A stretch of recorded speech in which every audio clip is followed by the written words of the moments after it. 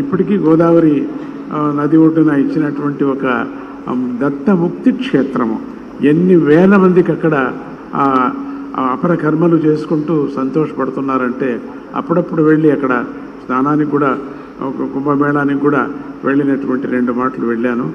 మళ్ళీ ఈ 4 ఏళ్ళుగా ఎందుకో ఈ పర్యటన ఎందుకు చేయలేదో అది భగవంతుడికే తెలుసు.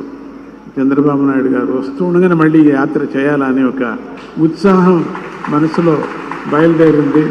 అది ఇప్పుడు ప్రారంభం చేసుకొని జరుగుతుంది. మొత్తం ఆంధ్రప్రదేశ్లో ఎంత పాదుకా క్షేత్రాలు ఉన్నాయో, ఎన్ని స్వామీజీ స్థాపన చేశారో, ఈ జతకు చెప్పినట్టుగా అన్నదానం చాలా ముఖ్యమైనటువంటిది మన ఆశ్రమాల్లో, ఆ పీఠాల్లో. అట్లా ఆ కార్యక్రమాన్ని వాళ్ళకి ప్రోద్బలించి ఇంకా ఎక్కువ చేయండి అని చెప్పడానికి కోసం సంతోషపడుతున్న ఆ కృష్ణమ్మ, ఆ కృష్ణవేణి తల్లి అది 2 సంగమం చేసినటువంటి సందర్భంలో కూడా స్వామీజీ వెళ్ళారు. భగీరథుడయ్యా నువ్వు అని కూడా చెప్పడం జరిగింది అక్కడ వెళ్ళి స్వామీజీ. ఇప్పటికీ కూడా అది మర్చిపోలేను అటువంటి సభ, ఆ కృష్ణానది ఒడ్డు దగ్గర జరిగినటువంటి సభ. అట్లనే మళ్ళీ పరమాత్ముడు మళ్ళీ ఆ మంచి కర్మయోగిని మళ్ళీ మనకు తీసుకొచ్చి ఇచ్చారు. చంద్రబాబు నాయుడు గారు మంచి కర్మయోగి. ఆయన ఏమేమి సంకల్పించారో, భగవంతుడు అమ్మవారు ఆయనతో ఏమేమి చేయించాలనుకుందో నిర్విఘ్నంగా జన సహకారముతో, పరమాత్ముడి యొక్క వాతావరణ సహకారంతో అన్నీ చేయని అని చెప్పేసి ఈ సర్కార్కి మంచి భవిష్యత్తు ముందు ఉండాలని చెప్పేసి స్వర్ణాంధ్రగా మళ్ళీ నేను అనుకోవాలా అనేటువంటి మనస్సులో నేను సంకల్పం చేస్తున్నాను. ఎంత సంతోషమైందో, ఆ సంతోషానికే నేను వయస్సు లెక్క చేయకుండా, ఏమీ లెక్క చేయకుండా పరిగెత్తుకొని వచ్చాను. అన్ని చోట్ల తిరుగుతున్నాను.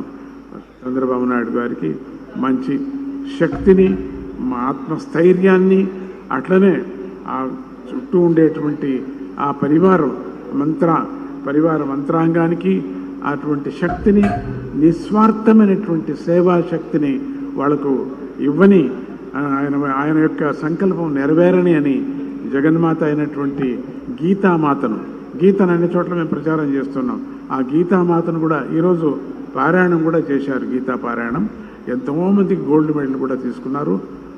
అటువంటి పారాయణం చేసి గీతామాతకు, అట్లనే మరగత రాజరాజేశ్వరి అమ్మవారికి కూడా నేను వేడుకుంటూ సక్సెస్ కానీ, ఆయన యొక్క విచారాన్ని దిగ్విజయం కానీ అని చెప్పి ఆశీర్వాదం చేస్తూ, ఆయన మంత్రాంగానికి, ఆయన యొక్క సర్కారానికి ఈ గవర్నమెంట్ మంచి గవర్నమెంట్గా మనకు ఉండని, స్వర్ణాన్ని మనం చూసేటువంటి యోగం మనకు కలగని. అంటే బంగారు అంటే లక్ష్మి, లక్ష్మి అంటే సుఖం, శాంతి అని అర్థం.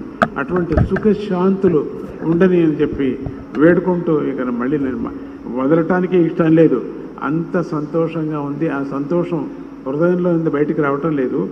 అట్లా ఆ సంతోషాన్ని వ్యక్తం చేస్తూ ఆయనకు మంచిది కానీ అని చెప్తూ ఈరోజు చిన్న ఒక కార్యక్రమాన్ని కూడా ఇక్కడ చేయటానికి వచ్చారు. ఎన్నో 2-3 మాటలు అయింది ఇక్కడికి వచ్చారు.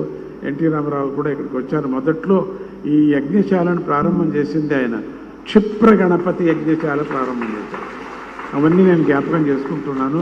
అట్లా అంటూ ఆ విధంగా ఒక ఫ్యామిలీ మెంబర్గా నా మనసులో ఉంది. కానీ ఏదో మినిస్టర్ చంద్రబాబు నాయుడు అట్లా ఆ విధంగా నాకు లేనే లేదు. ఒక ఫ్యామిలీ మెంబర్గా నేను ప్రార్థన చేస్తున్నాను అని చెప్పి, మా ఫ్యామిలీ మెంబర్కి బాగా కానీ అభివృద్ధి కానీ అని చెప్పి, ఆయన అనుకున్నదంతా బాగా జరగని, ప్రజలందరూ క్షేమంగా ఉండని అని చెప్తూ, కొంచెం తక్షణమే అయ్యలేదు కదా. రాముడు రాజ్యానికి వచ్చాడు. రామరాజ్యానికి వచ్చిన తర్వాత మీరు చూడండి రామాయణంలో, ఆయన రాజ్యానికి వచ్చిన తర్వాత 5 ఏళ్ళు అయింది. మళ్ళీ అభివృద్ధి కావాలంటే ఇమ్మీడియట్గా అందరినీ ఆకాశానికి తక్షణం పెండాలు వేయలేం కదా. ఇమ్మీడియట్గా కావాలంటే ఎక్కడవుతుంది మనకు? అవుతుంది, సమయం కావాలి కదా. చెడుది కావటానికి ఎన్నో ఏళ్ళు పట్టింది, మంచిది కావటానికి ఇమ్మీడియట్గా కావాలని ఎట్లవుతుంది? దానికన్నా తగ్గుతుంది. చెడు కావటానికి అట్లయితే మంచి కావటానికి కొంచెం సమయం కావాలి కదా. అందుకని ఆ సమయం అవుతుంది. అందరూ దానికి సహాయ హస్తలుగా మనమందరూ అందిస్తాం. అని చెప్పి ఈ యొక్క పెద్ద యజ్ఞం చేస్తున్నారు ఆయన. మనసులో చాలా పెద్ద యజ్ఞం. ఏదో ఒక అమరావతిని మనకు, అమరావతి అనేటువంటిది ప్రారంభంలో నేను సంతోషపడ్డాను, అమరావతి మనకు వచ్చిందని. మళ్ళీ అమరావతి మనకు వచ్చేసింది. మనకే అమరావతిలో మనం ఉంటున్నాము, అమరావతి అని చెప్పుకుంటున్నాం. మనం ఇంతవరకు నేను విజయవాడ అనుకుంటుంటే అడిగారు అమెరికాలో కూడా, మీ రాజ్యం ఏది అని. విజయవాడ. ఏం చెప్తా నేను? ఇప్పుడు చెప్తాను, నేను అమరావతి అని చెప్తాను. నేను రాజ్యం నేను చెప్పుకుంటాను, నా అమరావతి అని నేను చెప్తాను. అటువంటిది అమరావతి అంటే ఇంద్రలోకము అన్నమాట. అటువంటి స్వప్నాన్ని చూసి ఇప్పుడు చేయటానికి ప్రారంభం చేసుకున్నారు.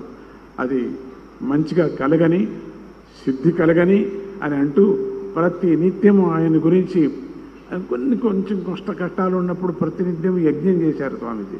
యజ్ఞం చేసి మైసూరులో ఆ యజ్ఞం ప్రసాదం ఎవరితో నేను ఇచ్చి పంపించలేదు. నేను ఇవ్వకూడదు, నేనే ప్రత్యక్షంగా ఇవ్వాలని అమ్మ సాక్షిగా ఈరోజు ఆయనకు ఆ ప్రసాదాన్ని అందించడం జరిగింది. నాకు సమాధానమైంది అని అంటూ ఆయనకు శ్రేయస్సు కలగని అని అంటూ ముందు కార్యక్రమానికి 4 మాట్లాడాలి మీరు.